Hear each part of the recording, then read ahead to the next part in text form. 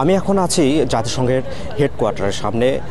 আসলে আজকে সকাল ৯টার দিকে জাতিসংঘের যে সাধারণ অধিবেশনের যে উদ্বোধনী সভা, সেই উদ্বোধনী সভা শুরু হয়েছে এবং সকাল ৯টার দিকেই বাংলাদেশের অন্তর্বর্তীকালীন সরকারের প্রধান উপদেষ্টা ডক্টর মোহাম্মদ ইউনূস সেই অধিবেশনে অংশগ্রহণ করেছেন এবং তার সাথে আছেন আইন উপদেষ্টা, জ্বালানি উপদেষ্টা এবং পররাষ্ট্র উপদেষ্টা।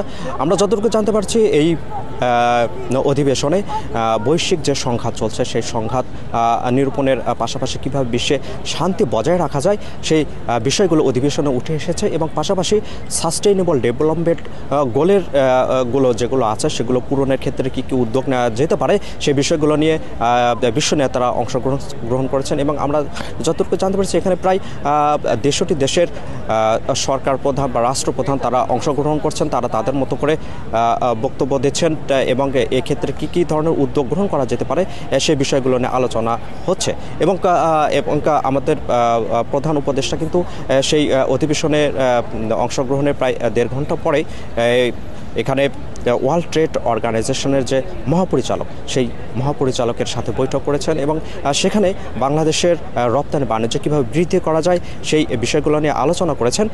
পাশাপাশি বাংলাদেশের আমদানি রপ্তানির ক্ষেত্রে যে সমস্যাগুলো আছে সেই সমস্যার সমাধানে কী কী উদ্যোগ গ্রহণ করা উচিত সেই বিষয়গুলো উঠে আসে তাদের বৈঠকে। এবং এখন যেটি হচ্ছে সেটি হচ্ছে যে নেদারল্যান্ডের যে রানী ম্যাক্সিমা তার সঙ্গে কিন্তু ডক্টর মোহাম্মদ ইউনূস সাক্ষাৎ করছেন এবং তাদের এই সাক্ষাতের মধ্যে দিয়ে বাংলাদেশ এবং নেদারল্যান্ডের যে সম্পর্ক সেই সম্পর্কটিকে আরও কীভাবে বৃদ্ধি করা যায় সেই বিষয়গুলো উঠে আসছে। এবং সর্বশেষ আরেকটি বিষয় আপনাকে জানিয়ে রাখি, আজকে সন্ধ্যা